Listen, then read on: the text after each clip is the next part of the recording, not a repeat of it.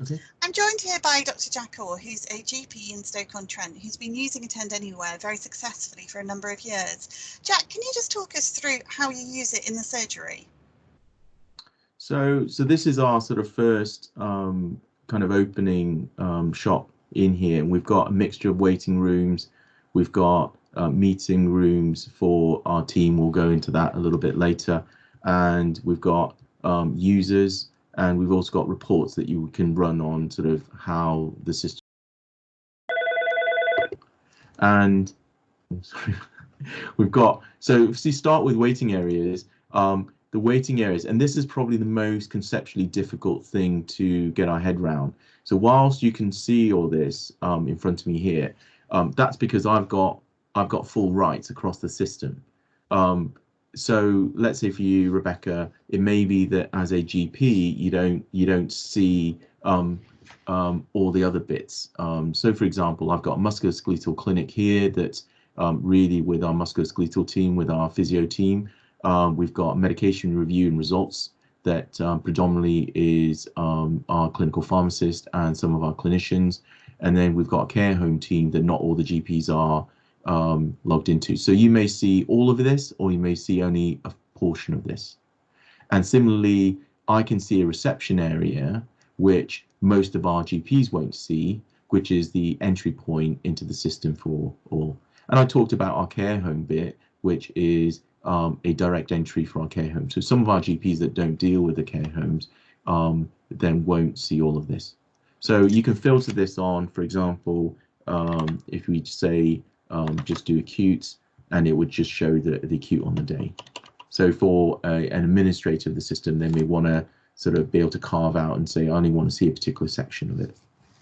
Great. So in terms of how it works for patients, then I understand that you've got the link for the reception on your website, and patients can use this to book directly and without speaking to a receptionist or going through another product. Is that right? Yes, so there are multiple ways in which patients can get into, and the biggest fears. We had a soft launch, which was around that. So again, this is a massive sort of hurdle initially, conceptually, to overcome, which is that patients can direct themselves and they can enter at will. Now they can enter at will as long as it's open. So the example being is that, what are you going to do if 50 patients turn up on Monday morning at your reception, physical reception, waiting in a queue outside of your surgery? So virtually, I guess it's no different to a physical thing. And when they do turn up, I guess your receptionist would deal with it in the same way that they would deal with if there are 50 people waiting in a queue at your main reception. Now, the slight difference is when they come in, rather than your main reception, which might be quite small, where you have two receptionists in, you could have multiple people across the whole organization. Let's say, for example, there are 50, you could have 5 people each dealing with one person, in which case you do it in a fifth of the time. So there are as much gain as there are risks with going to this system. So a patient can come in via our website, which at the moment we haven't promoted, although it's available. It's not easy to find on our website because of the fears from our clinical team that someone can just walk in when they want. So most of it, if you like, is when patient make contact and we think, oh, this could be easily dealt with via telephone, we then send via SMS the patient the link, or we read out the link to them, which is very straightforward. And I'll show you the link for that, which might have people from Wales now kind of all so it's nhsattend.vc/Luma. So that is live. So once you have that link, and this is the people that are worried about it, once you have that link, that's a permanent link. They can come back to as many times as you want. And reassuringly, we've been running for the length of time we've been running it. We haven't had people abusing it at all. That's really good to hear. So I think people do, if they get their needs addressed, we've not seen any abuse at all. So can I just clarify, so people could either access the link from the website, or they might phone up reception. The receptionist decides that they'd benefit from a consult this way, and then the receptionist gives them the link, so they then pop up in reception. Is that right? Yes, that's right. Got you. And then And what happens? How do yeah. they get from there to your consulting area? Yes, so they click on the link, and one of the things is that, again, you don't need to register. So maybe someone's just basically, coming on. There isn't that whole faff of you need to be registered, you need to download an app. You just need a connection. It works off, a data plan, 4G, works off Wi-Fi, works on a phone, works on a tablet, and they put the address in. So they come into the reception area, and from the reception area, once the receptionist has met them virtually, they then decide and say, do they need to go to acute on the day? Do they need a medication review and results? Do they need to go to the musculoskeletal clinic, or they may need a sick note? Now, the digital reception area, as you can see from here, is open from 8:45 to 5:30, Monday, Tuesday, Wednesday, Thursday, Friday. And the interesting thing for that is we're trying to shift that 8 o'clock pinch point, that surge at 8 o'clock. So we're almost saying, why does everyone kind of, why do we have so many people waiting to come through at 8 o'clock in the morning? It's because they think that if they don't get an appointment there and then, they'll never get an appointment that day. So one of the things we want to try and do is change patients and people's behavior and give them assurance that they will get seen to, albeit it might be later on in the day. So what we tend to find then is we're starting to see a slow shift, and we need to promote that message more. Once they come to that area, then, for example, let's say someone calls up at 8:45 and says, I want a sick note. Then they met with an information that says, oh, really sorry, but the sick note area is not open until 10, but it's open till 2. Now, at that point, they're politely told that we're not dealing with sick notes at 8:45 in the morning, but actually they can attend at 10 a.m. till 2 p.m. any day, Monday, Tuesday, Wednesday, Thursday, Friday. So the next time the patient, so even in that day, when the patient wants a sick note, they come straight back in and they self-serve themselves. They're not forced to phone again. They just use the same link to come back in, and they know. Great. So are they using the same link as to get to the initial reception area, or are they using a dedicated sick note link? So there's two things. So some of these areas, and this is another important point, some of these areas you can make available to have direct access. So sick note, actually, we've given direct access. And again, because of the different rollout bits, we haven't sort of rolled that out formally yet as a sort of fanfare. Some of those areas, so for example, the MSK clinic, as a physio service, we don't want a kind of free-for-all buffet type style. So this musculoskeletal area, you can only get through via a referral from within our practice. So you come into our reception area and you can't get through to the manager's room until you've told us why it is you need to speak to the manager. And you can't speak to the manager any old day or when you want. We might have a clinic on where you can see our manager, but only on these days when the manager's got if you like, a surgery open. So it really gives you that control over when the work is coming in. Okay.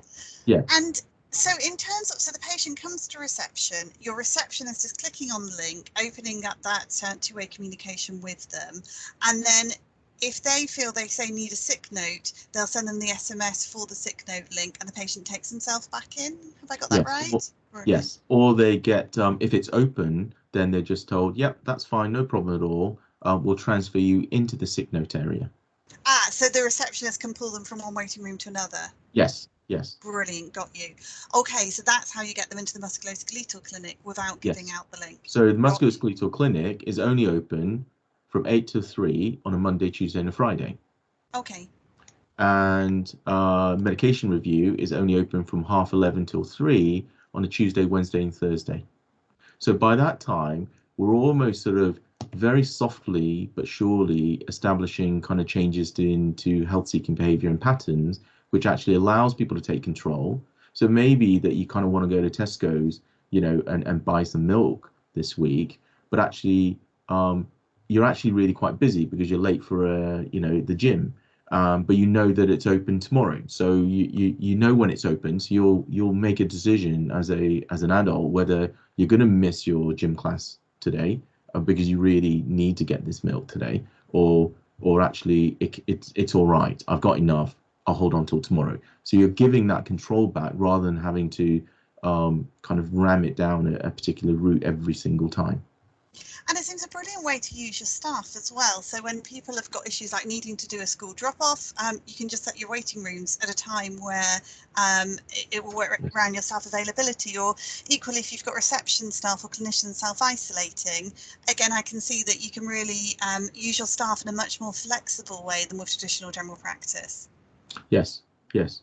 And it allows us, again, with the number of sites, or remote working, home working, flexible working, we can flex. So, the idea of running your morning clinic, the BMA will say, it's 4 hours, 10 minutes. I mean, that is really a thing of the past. And remember, you don't really get DNAs in these clinics. Oh, we've just seen someone come in now. So I won't No go shows on. any patient identifiable Probably a information. patient ID on that, so we won't go into that. But we may see them sort of move on. So that little link, I've got that, and you can set up a text message. So for example, if I go into here, then that text message alert is specific to my account. So if I want to know every time someone comes into the care home waiting areas, I can set my mobile number.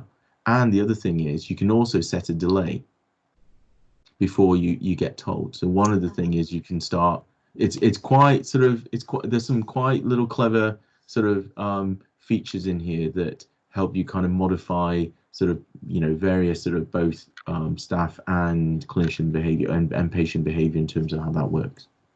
And again, in the current climate where people are trying to balance a whole number of different things, I can see that being really helpful, that sort of alert that you have the patient. So you've just seen that now. So they come in and they've been transferred from digital health reception into the queue on the day. Ah, okay. And why does it say idle rather than waiting?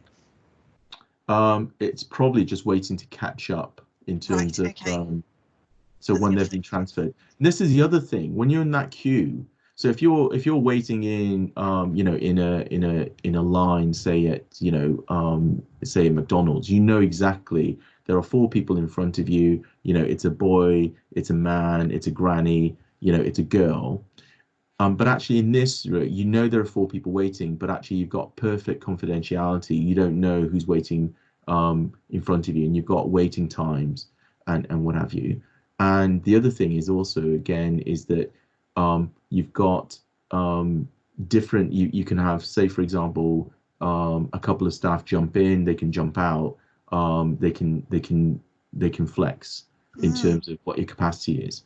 So we've done that with a mixture of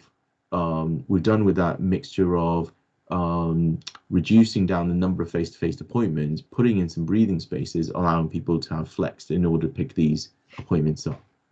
And that's brilliant, because there's so many different ways you can use this software, can't you? You can start with a traditional telephone triage model and just give the link to a patient you want to see, or you can completely redesign how you do general practice for the digital era. Actually, there's so much flexibility built into the system depending on how you want to use it.